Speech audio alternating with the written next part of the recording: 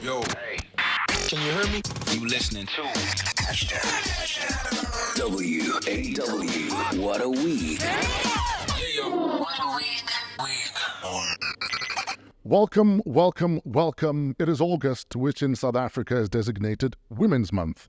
On this week's show, we are speaking to some people who've made women cry, but more because of amusement, awe, and celebration. Are you curious? Stick around and find out. Welcome back to WOW, What a Week. This is WOW. What a week. What a week. You can't make this shit up.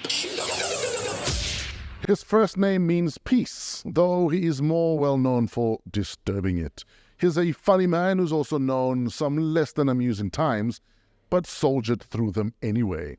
He's here to amuse us, educate us, and maybe even feed us as well with a recipe or two. I highly doubt.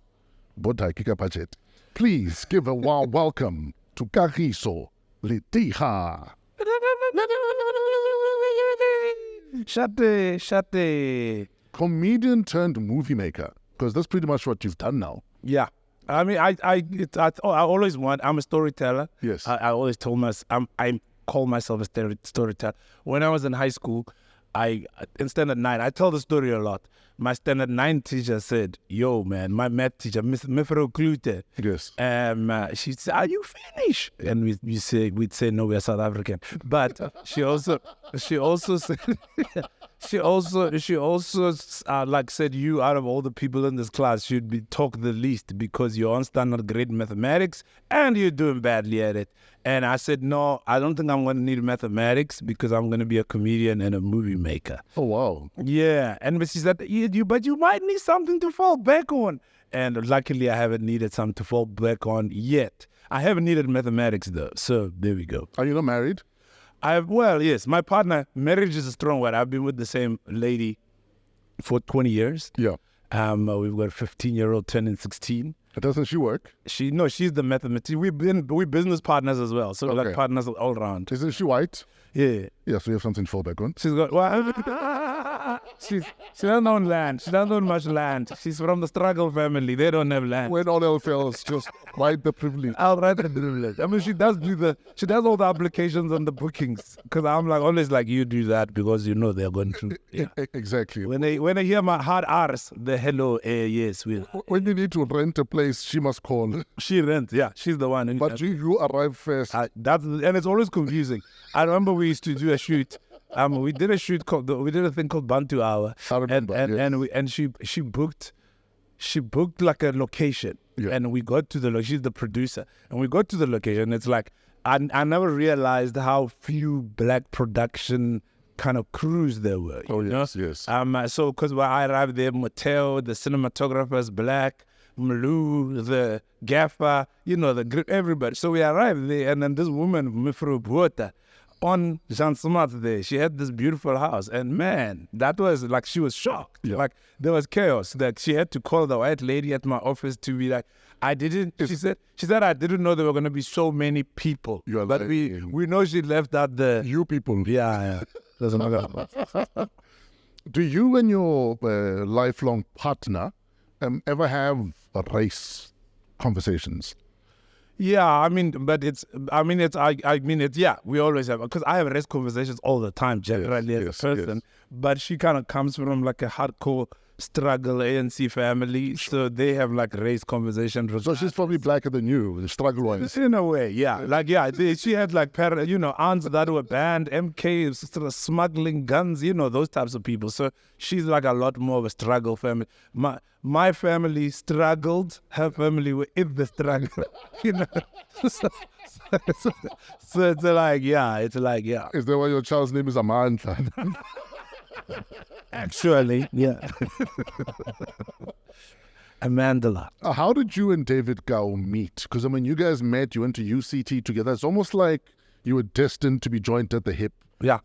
For a season. I'll tell you what, mate. Yeah, so my parents divorced, separated, whatever that is, when I was 13 years old. Jeez. And then my mom and I and my sister, we moved to... So that's what, 32 years ago? Yeah, 32, then 92. I also did standard maths with you, but Yeah, those ones. Those ones. 32 years. You see, hey, over talent that do, man. Hey, my time, but it didn't know more, man.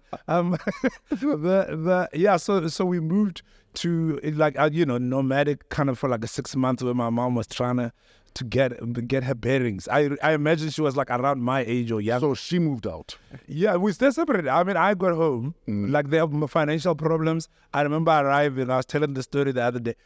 My friend Tia was staying at my house. Sure. And we arrived, and they had kind of had this big house that, we had moved from a 4-room house to some big house called Viafield in Soshangube. Yes. And I think it also caused financial strife, you know. Sure. So one day I arrived, my dad had... Was the house at least complete? No, it was nice. It was nice. It just didn't have a fence. It didn't have a gate. That was the one thing. Because a lot of big houses in the hood are Yeah. It was completed, but with the exception of the perimeter wall or fence or whatever. Stuff nonsense. Yes.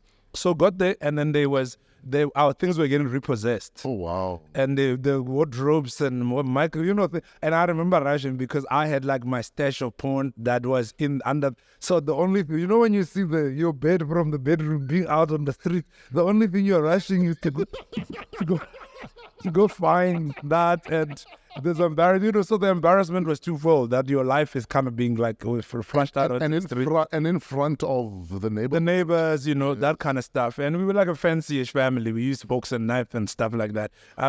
So and that was always the thing. Why did you have fork and knife? Why did you? Because we had like a helper who had worked for like a rich family, and then she came and she had run away. We didn't know, but she had stolen money from the rich family. Oh, wow. And then she was hiding out at our house, but we were now living like, oh wow, we got like a butlerish type of lady. Yeah. Anyway, story for another day. So when we moved out, we then eventually after like a year or two when my mom settled, we were living in an apartment block called Menkiskop.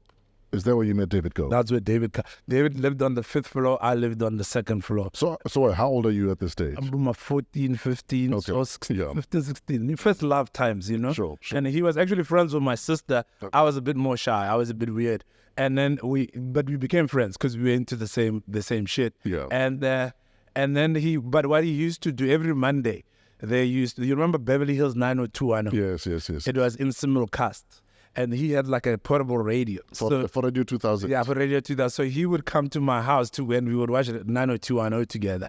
But he would start, as the show started, he would start playing the tune from 5th floor and then blasting it all the way down. And then he would be entering my house, And then we had to say we wanted to be comedians. We wanted to make movies. We did all of that stuff. I remember he applied to...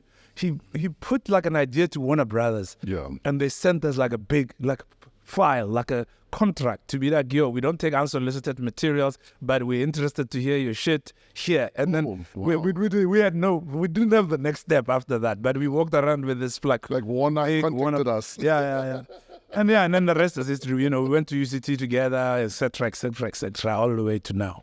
So you make movies, and you're making great stuff. I'm seeing some of your stuff already on Netflix. Yeah. And I love the fact that you're gently, quietly just doing what you do. Mm-hmm. Is that deliberate? Are you intentional about that? Yeah. That I'm not gonna make noise about everything, but we're working. Yeah. I mean, there's also time to make the noise, And it's like also some of the things. I like movies. I make movies because that's what I do. It's like I have to make. It's like stand up. Yeah. But somebody was asking me yesterday, and I said I love stand up. It's really like I really love stand up, but it doesn't keep me up at night. Okay. With movies, I'm very calculating. If we can get 6 million here, we get 12 here. We speak to Fresh. We do this. That's what stress. It's like my thing. Yeah, maybe if Fresh plays himself, make him less. That type of because he doesn't have to act. Yeah, you remember you in that movie that racing movie with Mendoza? The racist. The racist, yeah. Yeah. The less said about that. Why would you have to trigger me like that? Sorry. The less said about that. But yeah, so I love movies. I want to build an industry of movies. I like that it can be like this business. I like the business of movies. I like everything about movies. I like the Hollywoodness of it all. And done right, you can make a buck. Exactly. So there's a lot happening in this country that should be movies. Yes. One of the big stories, obviously, the Senzo Meyiwa case. That's crazy. Yes. That's crazy, eh? A cell phone specialist this week talking about how Kelly Khumalo's number can be linked to 2 numbers of the suspects. How is that for you as a movie maker and then also as a citizen, hearing stuff like that? Yeah, that's rock and roll. I mean, because I know Kelly. I mean, like Kelly, we're from the community, and she's always been sweet. But it's always crazy when you hear this stuff. I was actually in a sound mix, in a music with a composer for another show that I'm busy with. Yeah. And he brought, the news came in like that, and he was like, "Yeah, what do you make of this?"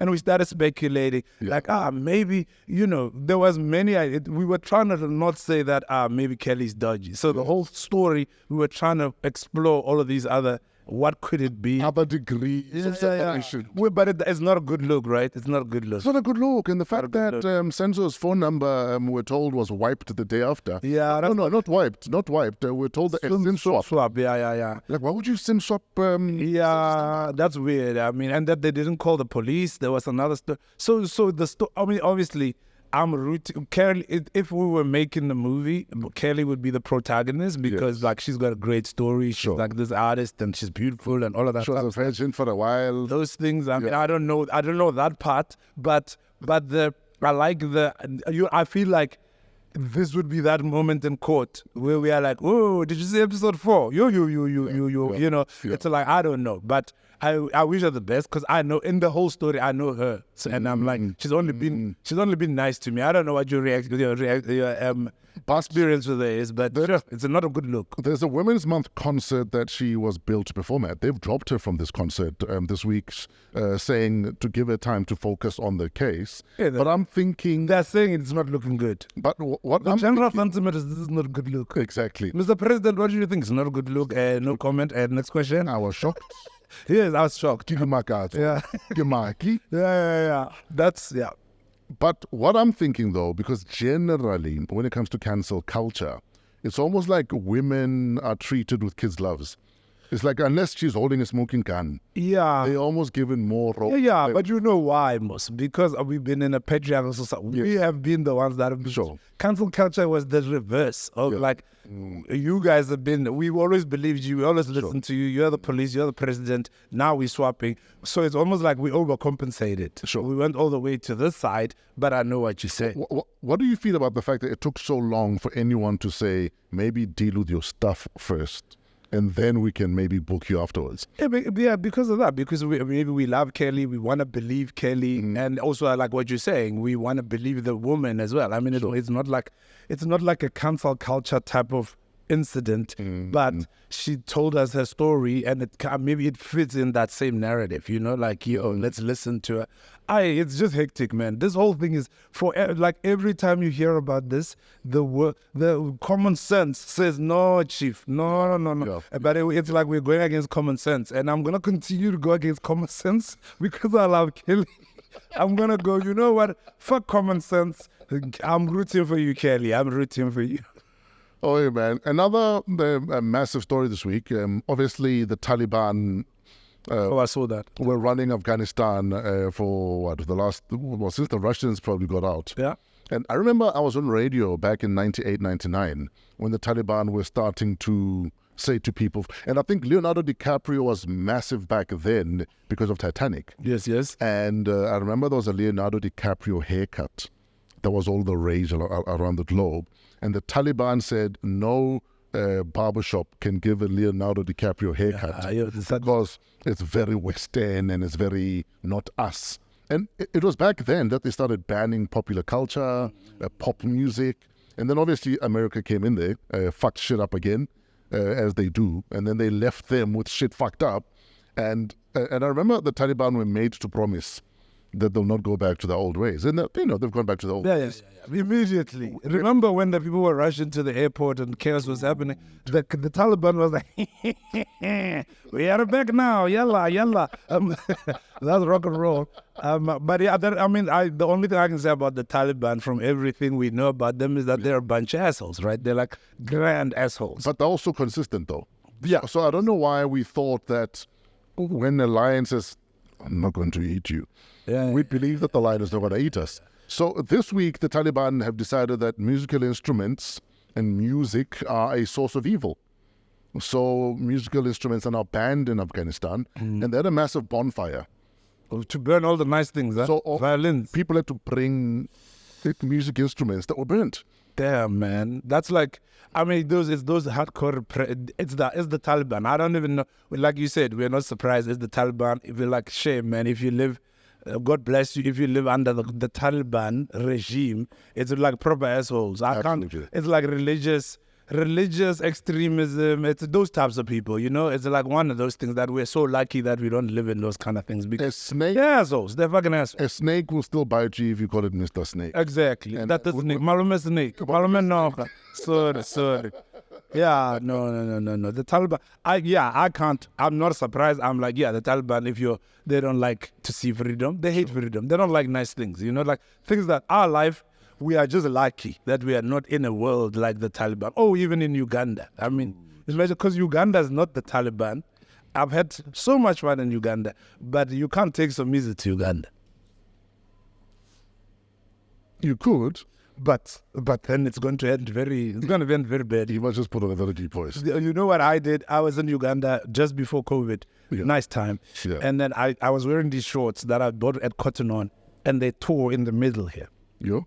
So was your nut hanging out? Luckily I had underpants. But yes, okay. it was, so to speak, yes. And then I put on the scarf like a skirt, you know, and I thought it was fashionable. And then the people that I was with, they looked at me and they said, "Hey, my brother, what are you promoting?" I was like, "What are you talking about? What are you promoting? No, we can't go out like this, my brother." I was like, "What?" So I took it and then I put it down. So I took the... So they were treating it as if you're marketing. Yeah. I'm promoting this type of behavior. And I was like, these are comedians. I was like, with Salvador. You know Salvador? Yeah, those people. I was like, are you crazy? And as soon as I turned the scarf into something else, they were like, this guy's stylish, huh? Stylish, let's go. Then we hit the club.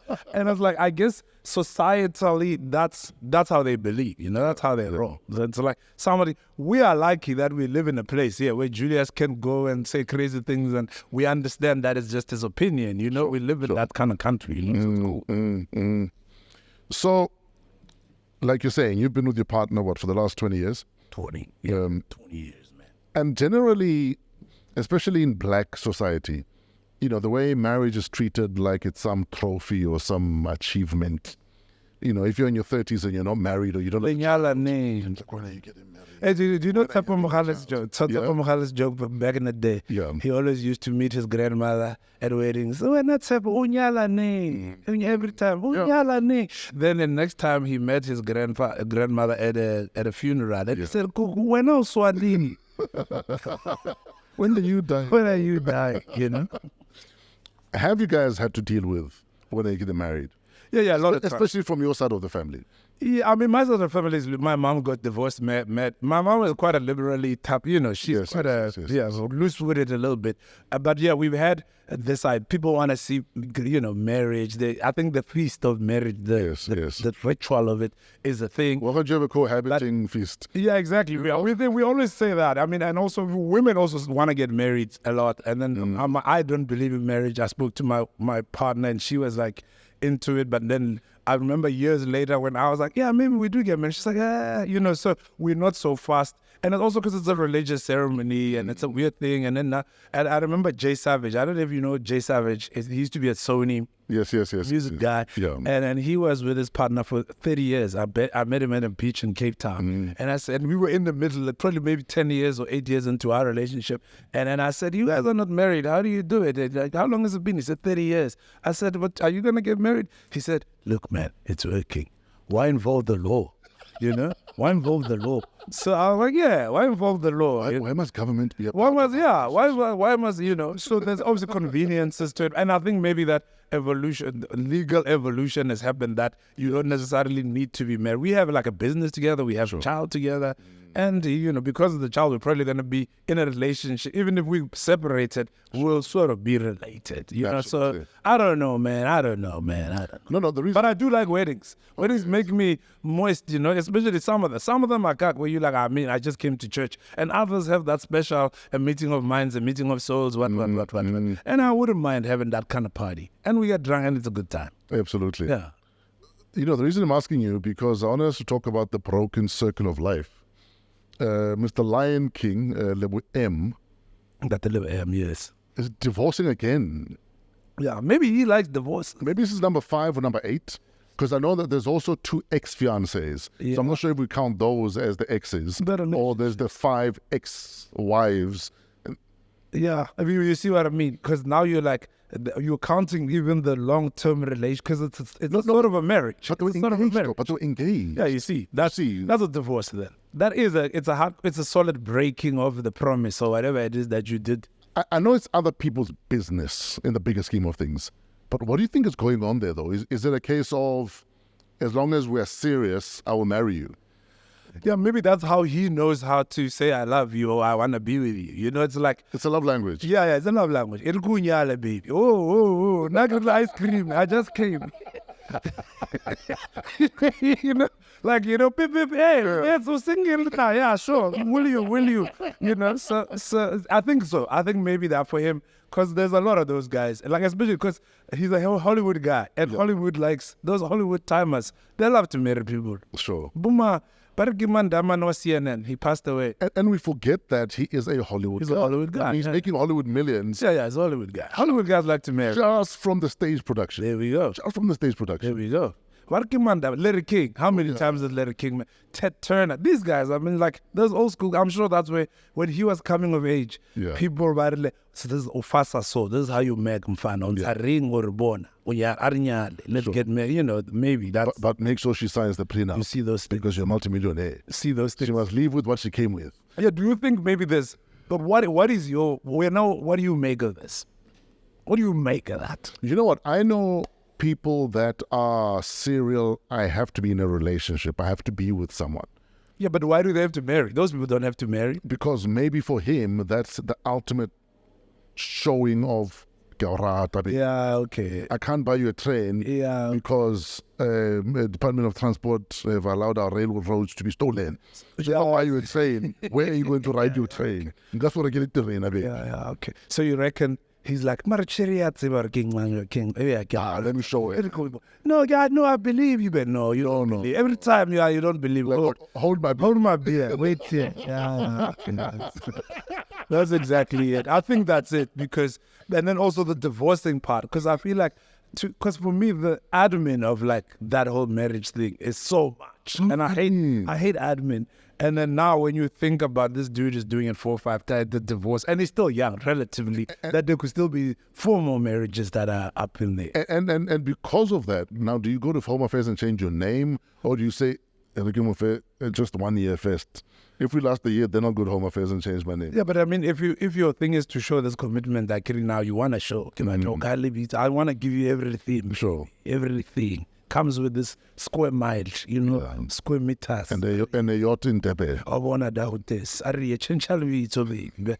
But those even the negotiations with the uncles, even the relationships that you start with these families, because now they're your family, It's like if you're dating people, you don't need to meet their uncles and meet at a thing and there's a tent involved. No. Yeah. Guest lists. How many guest lists? This is like, whoa, okay. And I respect you in that dilemma. Much respect, sir. Much respect. My lab's around line, your friend. Please invite us for the next one. No, I'm in. I will DJ for free. Oh, you heard? Now, I won't do anything for free, but I will come to enjoy. You want to film it, at least?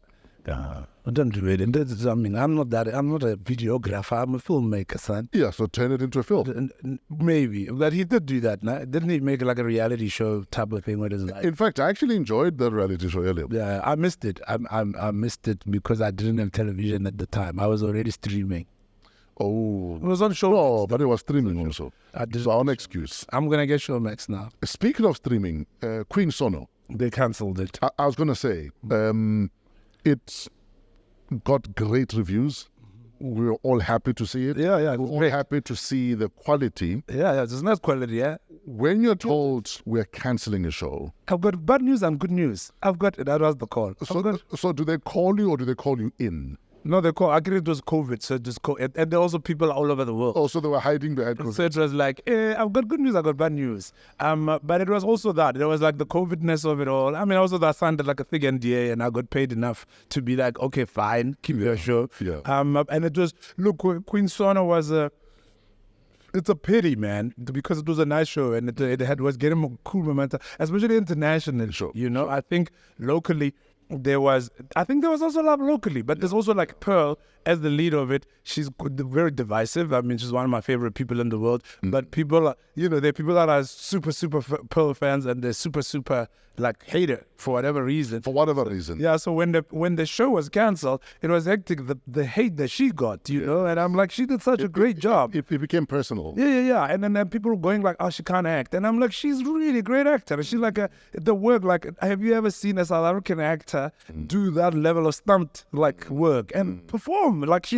I think because they see her as this influencer Pearl, pretty face. Or she's our pal, we know her. Those vibes, they don't respect that she went to drama school. They don't respect that she like works at her craft, So that was like a shame, that whole thing. It's almost like we refuse to understand that the kid who was your neighbor is now that global stuff. Like, pele o na le mamina nyana ko sgeta. Yeah. Well, that one. Oh, Twekang. Oh, what Twekang. And it's sad that we don't shake that shit off. Yeah. Or because you've become successful at what you do, but we know you as that Bari from class. Ramamin. I used to be called Ramamin at school, But more grade 1 on week kids. Yeah. And now the fact that you put on yourself in grade 1 must follow you for the rest of your life. Yeah. And then, like, you can't have achieved anything. Yeah. We can get in grade 1 almost. Yeah. And I think that's like, I feel like Pearl, why she's good, she's got good, like a thick skin, I think, because of, she can't have the thickest skin because she's also human. Sure. But yeah, I commend her, she goes, but she also causes a lot of cack as a person. She also she courts the cack. Yeah. You know what? Part to her. She's like the Julius of the, she's Julius of the scene. Of that, yeah. She's up there with But at a personal level, though, when a show is cancelled, it doesn't feel nice. So it's hectic because you constantly going, but because that show was cancelled, also we were working at it, We were in remember, because season 2 was approved, it was a thing, we were in the mix, And then it was also because leadership changes, that corporate things that you don't necessarily kind of will know the depths of as well. But then and then there was like a payday. It was like, cool, we're gonna not do right by this, but we understand that you put effort and all of that kind of stuff. Sure. So the silver lining was that then that period where everybody was stuck in COVID and all of that type of stuff, you compensated. We were able to now think of the new things. So we were able to develop new projects. So as David Gibuga always says, everything is helping you all the time. I'm sure somebody else said that before him, but he says that to me all the time. Sure. And that was like the thing that we always thought, well, how is this helping us?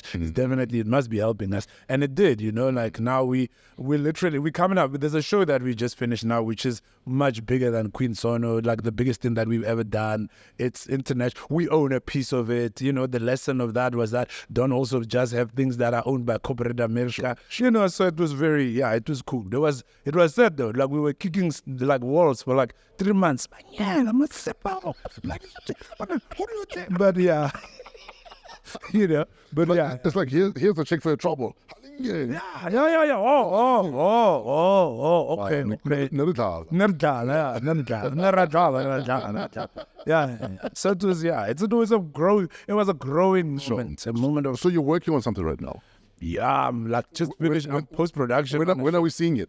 I think end of the year, beginning of next year. It's like a big co-production American thing with American steering. What genre? It's like young adult thriller. Yeah. Because of us, there's also a lot of comedy in it, I think. But it's like imagine Matwetwe, but if it was set in like a sort of a privileged world with like international kids, and a budget, and like a budget that's probably like 100, 200 times more, and all of that stuff. So I always say after Matwetwe, which was very special and also tragic at the same time, I always say I like the spirit of that thing. Like I always. Everything that we do, I'm always like, if we can get that magic, that Matwetwe thing in it. Matwetwe was special. You know what I mean? Like, it's always like, like people always go, Matwetwe. It was a lot of, even in these like Netflix talks and all of it, because now they're telling everybody, make a Matwetwe type of thing. We need more hyperlocal. And it mustn't be these art housey festival things. And you think that's how Mendoza felt every time they told him, make another Ngalagata? Probably. You could have cut it, really, like, I mean, Nangala, if you like, Matwetwe is like Yonkalagata. Mangalagata. Yeah. And then like it's what's crazy is Matwetwe, the first time I saw Matwetwe with the audience Yes. was in Texas, right, at a film festival. And then I was like, whoa, they're laughing at the right. You know the nerves of you. I made a thing. I don't know if it's gonna work. And then see it there. Then the next time I saw it was in like Rotterdam with like a bunch of Dutch festival goers. And then the third time I saw it was with the public was at in South Korea. Right, with like a bunch of South Korean, it worked the same. Still translated. And then the fourth time I saw it was at Black Coffee's house with you and like South African like heavy hitters. And for me, I was like, wow, the journey of this thing. And it's probably to date the cheapest thing we've ever made. It's like still less than $2 million that it cost. And you made it work. I mean, yeah, dude. With virtually unknown kids. Like the unbelievable. Like, I mean, for me, and like also where I learned. The one thing I saw there was the theater guys. Oh, yes. Like we have this new movie now, Big Nunu's Little Heist, that Admiral directed. Yes. You have to watch that thing. Yeah. Admiral has always been a movie guy. Yeah. He finally made his movie and it's brilliant. And it's also theater guys. Like the two leads are theater guys. And they bring that other thing. They bring Don't they also bring in Don't they bring in nice discipline also? That's the thing. Because they bring a different discipline. Yeah, they work on it outside of because they're used to the discipline of theater is not they have to rehearse the thing, they have to work it every day until it's great, and it's not just learn your lines into your character. Because most of us, we are like on the way to the set, can I get more, can I get, and then through sheer luck you got the thing, and so it's fascinating, it's spectacular.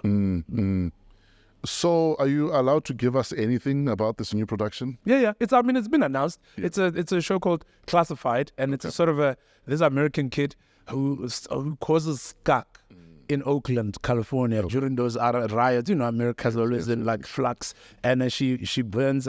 She's 15 and she burns a cop car like in the riot. She picks up Molotov there in the chaos, and then she's facing like serious repercussions. America's a black kid, but then luckily her father lives in South Africa with his new wife who works for like diplomat.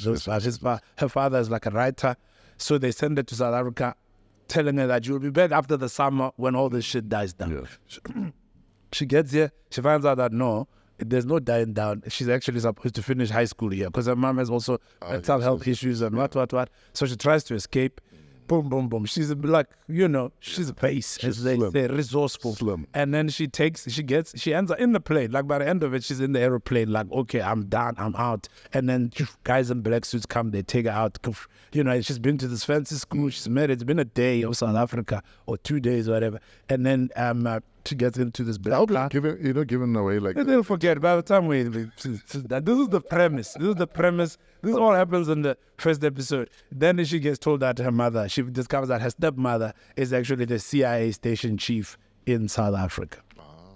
And this show came actually from the CIA. Like it's a company called Skybound who they do that show, The Walking Dead. Yes. And so it's a co-production between us and them. And these two-timers who were in their 70s who worked for most of their lives as CIA station chiefs in different parts of the world. And they took their kids with. Yes. And then because they said, to infiltrate the Kremlin is very hard to do in Moscow. Sure. But if you are in Australia or in Jakarta and your kids go to the same school, then that they're fresh off a beach comes to your house. You brise, you get him drunk. After 3-4 years, now you've got things on him. So when he goes back home, you've got an asset, So I was like, okay. They're like, do you think there's a show here? We're like, okay, let's go. At the time, we were also still like hurt. We don't have. They canceled that show. We got into it, and then we got into love. It's a great show. That's amazing, man. It's a dope show. It's like really like it's one of those. Because Queen Sono was a level. Yes. This thing is like, it's got those sounds. Are we almost done? Are you telling us? Apparently, we have gone 20 minutes over already. Man, it's always nice to catch up with you. But they can wait. Yeah, okay, great. I mean, that's what I like to hear. I always talk about mental health because I feel it's understated and underspoken about. How do you protect your mental health within the industry and outside of the industry? I mean, I think that we all have levels of, for me, like anxiety, these types of things. Yeah. We have those things, especially for me with work. And aging, because I'm 45 now. Yeah. When your people are groot man, and we're the same generation, even though you're an older groot man than I am. You know what the weirdest thing is? Because at heart, I feel like I'm still 25. But you are. At heart. Yeah, you are. And it's weird how when I meet women that I was in school with, Come on, man. I treat them like they're older than me. I treat them like Mama Griza. Yeah, like the Borakhaji. That's me, man. But also because they carry themselves like that. Yeah. It's difficult not to. Yeah. I mean, I don't know if it's a cultural, I don't know, man. Because I think you've got like a lot of like the ladies our age who are in entertainment that are like fresh. They still feel like they're the same people. They're hot, they're everything. Yeah. And then there are ones like, for me, people that I went to school with, like what you say. And then when you are Coco Beta, hey man, and then the person like, Kariso, why don't you come there? Onika. It's always like, I used to have a crush on you, it's like that. Yeah, that's, I don't know what, I feel like, I don't know if they also see me like that, because it's nice to hear that compliment. Hey, you're looking good, you're looking, it's all, because I guess it's that age. When you're 32, nobody cares that they're like, yeah, of course, I'm 32. I'm Yeah, you better look 32. Whereas now, it's like, I hope I'm, because I like being 45. Yeah. But I also, there's the idea of, but your time has passed. 21 forever. You know what I mean? But I think that we always, maybe because we're in entertainment, and I think we in that, there's a groove, because like somebody, I was telling our kid this, because his father passed away recently, and I was reading a thing. There's a guy who... Okay, I'm confused. Whose father passed away? Akin. Oh, I thought you said our kid. No, Akin. No, our yes. kid's father, hopefully, let's touch wood, he's going to still be around. Akin Omotosho. There's a thing that I was reading about, there's a guy who helps people face their death. I guess people who are chronically ill or people who are old and whatever. And he's like, it's a thing that I read long before like COVID, and then he said that most people are like, nobody wants to die. Nobody's ready to die, regardless, 85, 86, whatever. Or how sick you are. Yeah, you don't want to die. But the people that are most ready are the ones that did the things that they wanted to do. Like the ones that don't have regrets. The ones that were like, like the ones who were like, I did it. I was DJ Fresh. Everybody, I did my things, So like that was an interesting thing that like the 18 till you died. Like Brahu, he was like when I was friends with you, like, he was in his 70s, I was in the late 30s, whatever.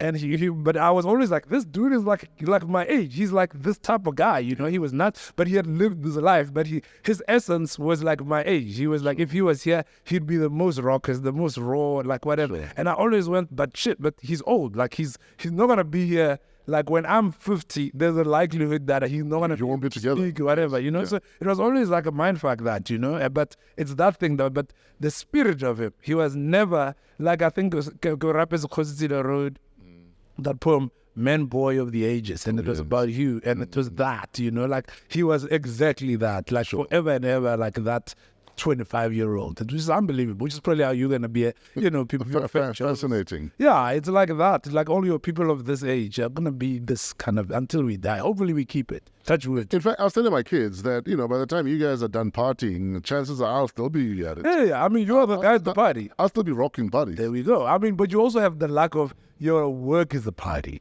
Well, there's also that. You know what I mean? That it's like a luck. It's because it's like you chose. Imagine you didn't choose that when you were in your 20s or teens. Imagine you had worked at Liberty Live and then you discovered this thing now. Sorry, a good friend of mine works at Liberty Live and he loves, not you, Mpeng, not you. Yeah. I use Liberty Live because my dad was also an insurance worker. Sure. And that was in my head. I was always like, if I never, like for me, being a loser would be working at an insurance company. But then as I succeeded in creative world, being a loser for me, and no offense to anybody, but would be working in advertising. If I worked in advertising, that would, for me, would be the creative equivalent of being an insurance guy, because I'd be selling like Colgate now. I'd be that guy, So I hope, and no offense, I mean, I enjoy those Colgate. Offense taken already, carry on. But yeah, but this let's keep doing what we do, and all of the people follow your dream. It's not nothing. Follow your dream shit. Absolutely. Brother man, we're going to have to let you go. Let me go, baby. Let me go. We've gone over for by 20 minutes, or 13 now. So 13 minutes. we're in trouble. Where do we find your social media? Kagiso Lediga at what? I mean, I'm like I'm not. I don't participate unless I have things to sell, which is terrible. I'll try to participate more regularly. Okay. But you know what these movies that we've got on Netflix now. Mm-hmm. They're like independent. So what do you have on Netflix? I've got a thing called Rosa, the Republic of South. Shit. Yes. It's like pure nut. People are loving it. Yeah. It's like a pure nut reunion type of thing with them. And there's great reviews for it. Yeah, it's great. I'm like so happy because it's working. And then also Big Nunu's Little Heist, which is Andy's film, which is like, it's like Matutu with a budget. It's really stylish. It's so cool. Yeah. But we also own these things, you know. Sure. So like they're not necessarily like Netflix in the way that they're gonna sell them with crazy billboards. So any support, if you see a trailer, retweet, do those stuff, tell the people just because I know they're hot. When people get to them, they're like, oh my God, how come I didn't know? But they need to know about them. Sure. So that will be dope. Thank you so much, and thank you for the time, you know. Great stuff. And it's always great. And you've always supported our shit. Ever since the My beginning. man, I've been Thank you. supporting your shit for about 25 years. Dude, like every time we put something out, regardless of how shit or good, you always give us like, hey. And there's been a couple of shit ones, but it's fine. Yeah, you know, you're gonna have like, that's how we get to the good ones. That's how we get to the good ones, you know. You gotta get to the races to come to here, you know. Absolutely. Like, how do you get to a time when do not go through the cold? You know what I mean? You gotta go through the cold. So thank you, sir. Ladies and gentlemen, he's a funny man. He's a storyteller. He makes movies. He tells stories for a living. And he's still very funny. Make some noise for Kagiso Lediga. This is What a week. What a Week. This kid really kicks. Welcome to Wow, What a Week. This kid really kicks ass. When she moves a crowd, she can channel the energy of a lioness. Grrr. But when she needs to stay centered, she can align with the calm of a cow even. Here to share her journey so far, and maybe lessons of how to relax and to rock out.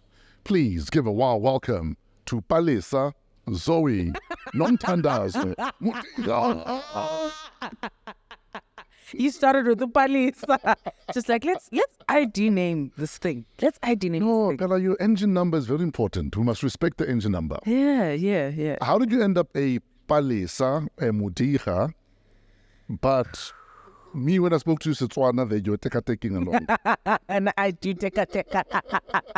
I'm working on it, guys. I have a Mudicha side of the family, which is my maternal family. Oh, yes. And there's some jokes where they share when we meet up that just fly over my head. And I'm like, yeah, it's funny, guys. Sure, Kazi. Hey, sure. But my mom gave me Upalisa. No. And my maternal side of the family is Tswana. My paternal side of the family is Zulu. Yes. Nomtandazo was given to me by my grandfather. It's Tandwana Sak is called Nomtandazo. I never got to meet my grandmom, but that was her name. And Upumelele, actually, I think Pumelele is my dad. Yeah. So I guess he had high hopes for me, So I'm grateful for those names. Those are nice names. So how do you think his hopes are looking so far? I think it's looking good. Yeah. I think it's looking good. I like to think I define success as I go along, to kind of set new goals and have a different idea of what that is. Sure. And I do think I live a successful life. So, yeah. Can we talk about, there's something about you. Like there's something about your aura. There's even just your fashion sense. There's something about you that makes you stand out. Do you believe you've always stood out? And do you know what I'm talking about when I say there's something about you? Well, I mean, if it were to kind of think of it in the sense of the fact that everyone has that something about them. No, not everyone. You think not everyone has it? 10 people could walk into the same room, but one person will move the room without even people realizing that we're moved. Well, I know that I do have the ability to do that, but I also know I have the ability to disappear in a room as well. I have both those things, whatever we call those things. Sure. I guess it helps me in my work and in spaces where we're having conversations, performance spaces, media spaces, even amongst people I love. But I like both. I like to stand out and I like to be invisible too. Is it invisible on your terms or invisible where you feel unseen and you feel possibly borderline like an imposter? Ooh, that's very interesting. I would say my invisibility would be more blending in. So I like to blend in. For example, when I'm with family, I like to blend in when I'm amongst my friends. I love to blend in when I'm in, the community that I come from. Those are spaces I don't like to stick out. But on stage, I have to stick out. Like I have to, because I studied like superstars, so I must be in glitter and gold, and I must command a space, So yeah, but I think in any of those situations, I would want to be seen. Sure. And I like to make people feel seen as well. Sure. I like that. I tend to not enjoy spaces where people don't feel like that, and I don't like to feel like that. Often people that love blending in, and I'd like to count myself in as people who like to blend in, is often I don't want the attention. Sure. Is the reason I want to blend in. Often I'd rather it's about other people than about myself, is why I want to blend in. Sure. Often it's because I possibly love what I do, but I don't love the attention that it creates, that I want to blend in. Sure. Is that you? I like attention in the context. It depends on context. Okay. So for me, on So the stage, lights are off. You're off stage. if we're off stage, I think I don't necessarily want that attention on me, because I don't think it's in context. I have nothing really to share. Sure. Unless it's like a conversation, and even then, I don't want. I don't necessarily enjoy feeling like I'm placed on a pedestal out of context. I understand that my gifting is God-gifted. And I think everyone has a gift. And if you're lucky enough to find it and work on it over a period of time, you realize the attention that comes with gifting, and you realize that there's a pedestal that comes with that. But I think for me, out of context, it doesn't make sense. And I like to blend in because I like to experience things as they are sometimes. Sure. And that does not look like being put on a pedestal. That looks like what I used to do when I used to go to Eskolo and Etropeni in Pietermaritzburg, and I went to a private school. But when I'd come home, I'd definitely change what I was wearing and maybe wear like a shirt that I could play with, because I wanted to blend in, because to me it didn't matter that I was in another space. It's a different context. Yeah. I don't want to feel... So I'm sure you even code switched. Definitely. You went from your twang Definitely. to strictly isiZulu. Absolutely. Absolutely. And if you spoke English, you'd even dilute it. Yes. Because you don't want it to... Sengikhuluma kanje ukuthi guys, I'm not gonna speak like this, but I recognize when I'm at school that like this is It's currency. perceived intelligence, it's currency, yes. it's being understood and being seen. Kodwa mangisekhaya, so khuluma kanjena, So I am you and you are me. Yeah. Who would have thunk it? Who would have thunk it? So we often play a game with our singing guests called no, don't show off yet. We call it the musical. Sure. So Zoe Modiga, the musical, and we'll give you a scenario, and we pray you share with us the song that reminds you of that moment in your life. So we're going to start with Zoe Modiga, the musical, childhood. What's that song that either played a lot in the house or that was sung a lot in the house? Oof. So the first song I think of is from a literal musical called Ipintombi. Oh, yeah. That was the first play that I saw. I wasn't older than 4 years old.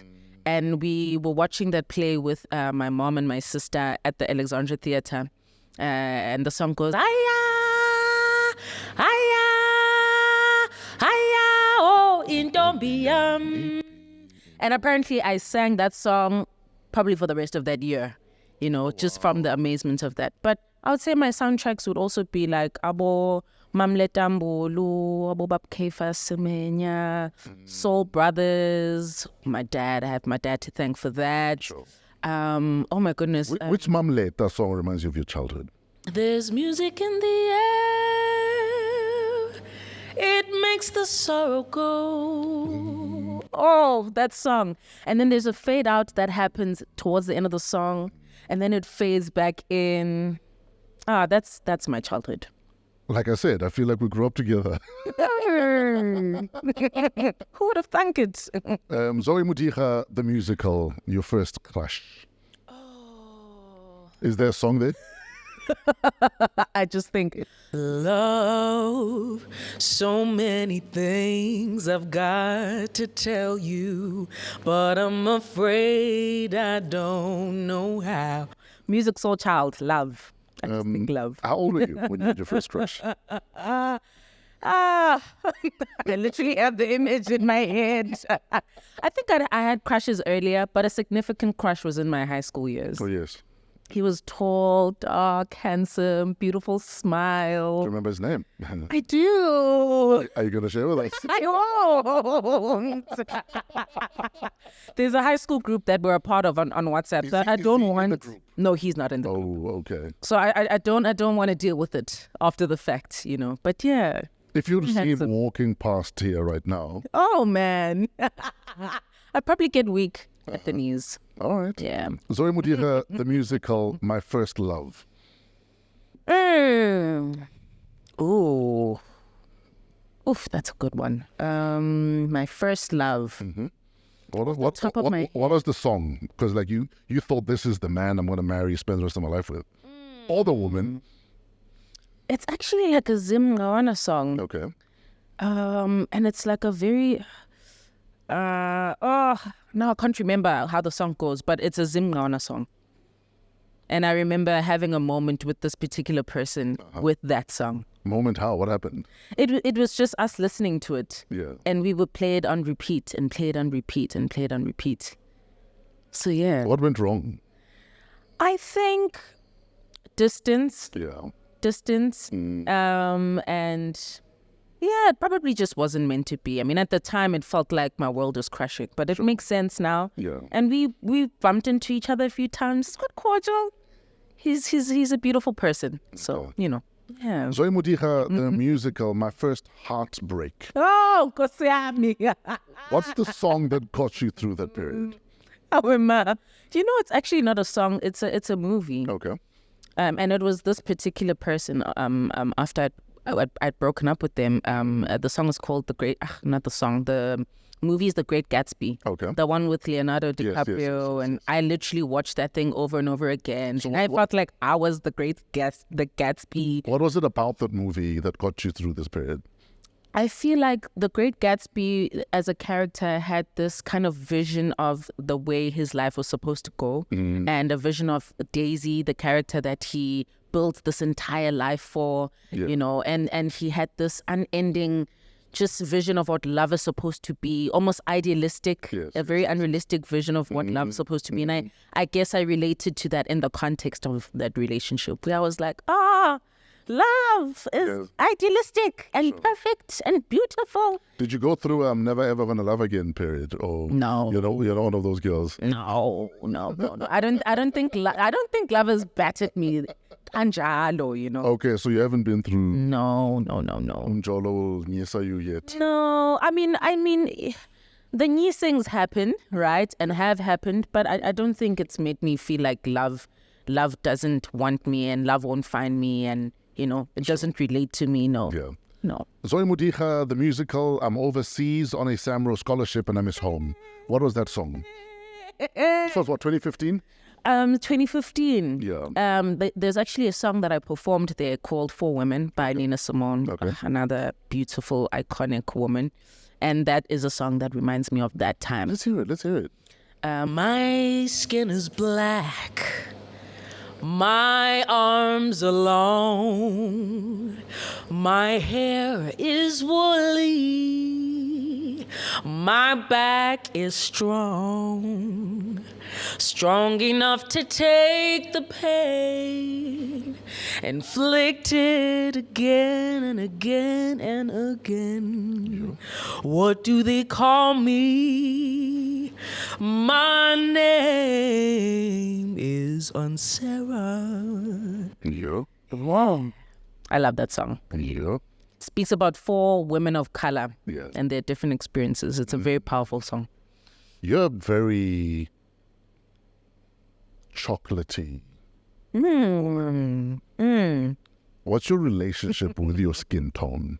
Because especially for black girls, Sure. it's almost like your skin tone can work for you or against you more than for black men. It's almost like you guys are held to a different standard when it comes to your skin tones. What's your relationship with your skin tone? And has it evolved at all over the years? Absolutely. It's definitely evolved over the years. I think when I was younger, there was always a thing about being Indonyaman, about being a darker skinned young lady.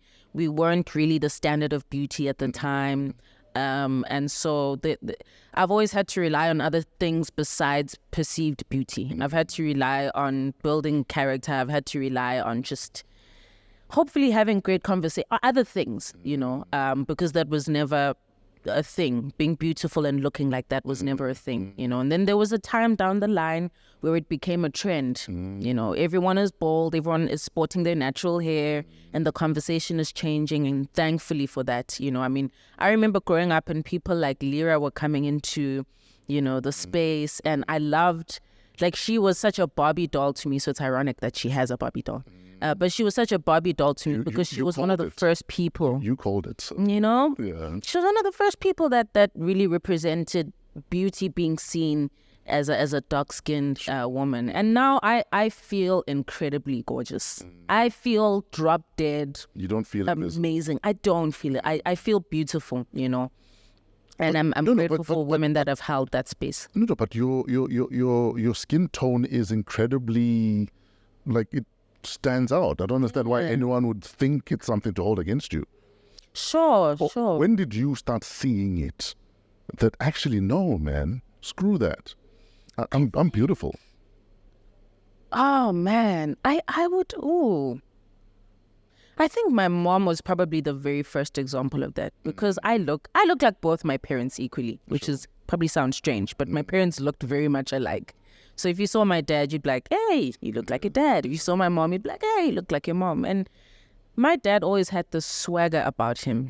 He smelled good. He wore, those gold chains. Oh, wow. He was he carried himself a certain kind of way. He was a people's person. And my mom also has always had this confidence about her. She's always worn her hair in a natural kind of way. She's always exuded this life in her. And I guess they were the first examples for me of actually, I come from them, right? Yeah. So, and I guess down the line, it's been different people, Olira, Ozozibini, but yeah.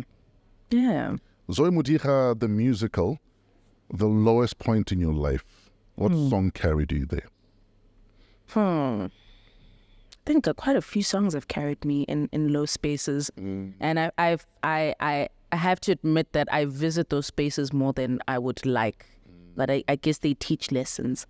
Do you visit them, or do they drag you towards them? Because there's a difference. I think because sometimes we wanna be in a low so that we can experience the high and enjoy the high. Sure. But sometimes it's just that's where life has taken you. Sure. I would probably say it's a visitation, because maybe there's something I'm supposed to get out of that particular moment. I literally just come out of one this year. Are you able to share it? Well, it was more of an existential thing, It was a space where I was wondering if anything pertaining to my work and my gifting, if it all makes sense, are the hours that I've spent, are they worth the time that was spent? Are people really seeing what I'm about and what I'm doing and what I'm sharing? Am I wasting my time? Am I wasting my time? So there was a lot of that. Am I wasting their time? Am I wasting? Hey, am I wasting your time, guys? Am I wasting my time? But am I wasting your time?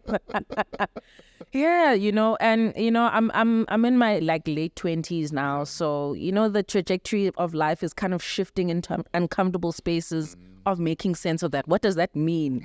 What does accomplishment mean? What does success mean? Am I doing what I'm supposed to be doing? But one of the songs that have pulled me through would be Sibusile Taba's discography first and foremost, but also a song by Umambusi Mhlongo called Amagugu. Amakukama kuku ale lizwe ama pupo afeziwe. Oh, that song. Yeah. Such a special song. I love that song. Yeah. Samagugu alelizwe amaphupha afezekile, you know. Yeah. You have a special voice, by the way. Thank you. That's why I'm sitting here quietly. Thank you. Means I get to keep my purpose, so that feels good. Yeah, since you had that existential taking along. Yeah. Hopefully that helps you. Yeah. You're not wasting our time. Goodness. Because can you imagine? I'm just here like, and people are like, okay, girl. Sure. We have 2 more songs. Sure. Zoe Mudicha, the musical, I have found love and I'm in a happy space. Oh. Ooh, I wonder why this is such a hearty laugh. Tell us more. I'm definitely telling less. This moment brought to you by Kellogg's. Who got it all this morning? I see what you did there. Well then. Oh man, a song. Oh my gosh. Yeah. Also, I find that I get love from so many different places. You know, I really do. I'm not just saying that to kind of shy away. I'm not. I swear, I'm not trying to shy away. I'm not trying to dilute. But I just find that there's so much love in so many different aspects of my life. Sure.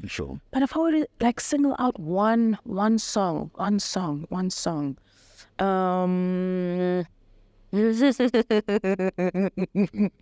can't think of the song. Maybe the song is a laugh. Mm-hmm. Maybe the song is a laugh because I find that I feel a lot of love. Sure. Where there is laughter, where there is joy, where you're just laughing. Sure. About one thing or another. So let's make that the song. Finally, Zoe Modiga, the musical. It's like the end of the musical, and you are the victor. You've won this thing called life. What is your victory song? Ngicela ningizwe kahle ngifuna ukushintsha umhlaba ngine nceba mina ngine nceba mina lento isekazini.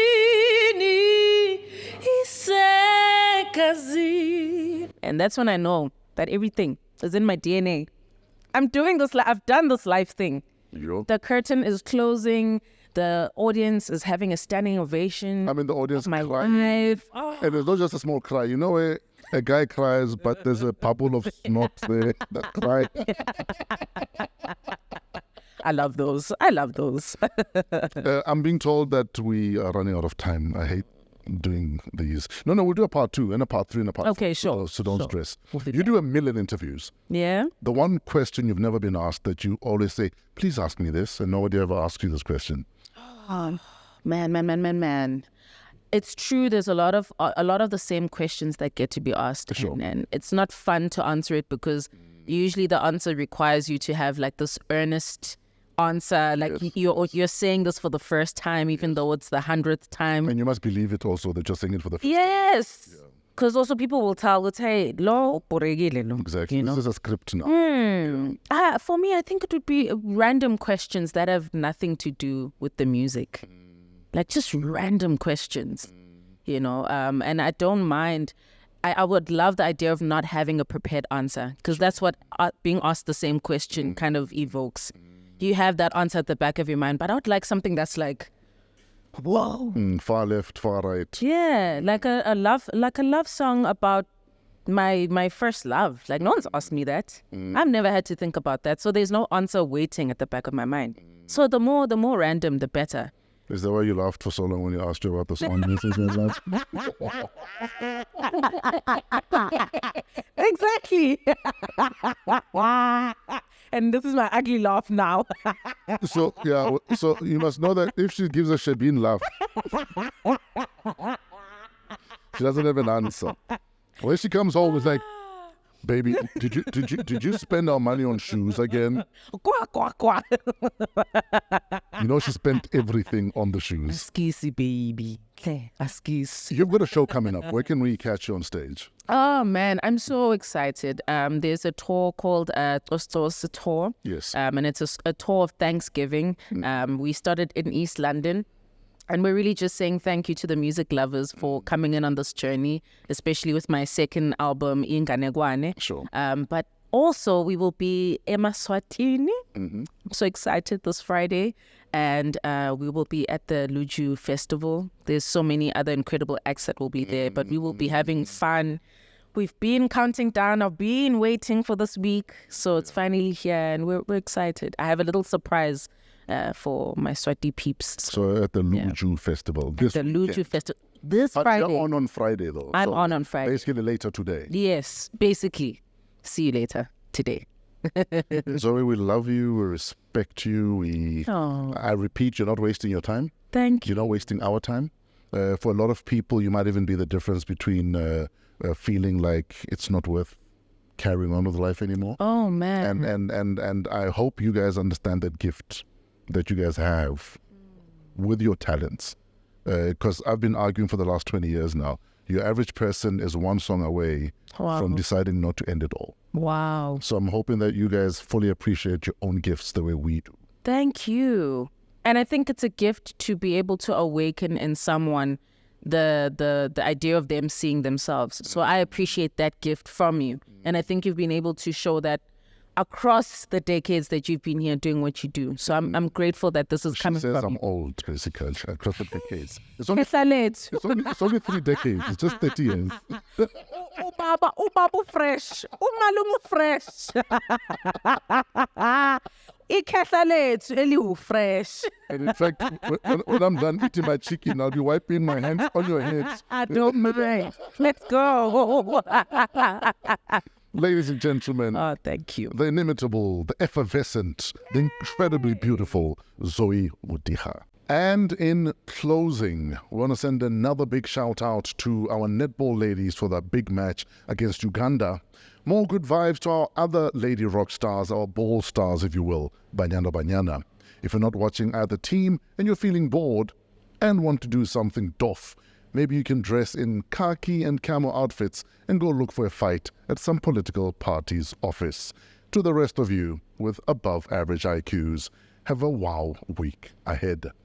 Shout out to AMP Studios for hosting us, Africa Podcast Network. We love you guys. Pezulu works for the cinematography. Otis the Flo Fraser for all of our audio imaging. Our guests, Kariso Lediga and Zoe Mudicha. And our creative director, Kuvesh Mohan, and show producer, Kagiso Lediga. Email us at waw@africapodcastnetwork.com. This coming Monday at midday, we have Mac G.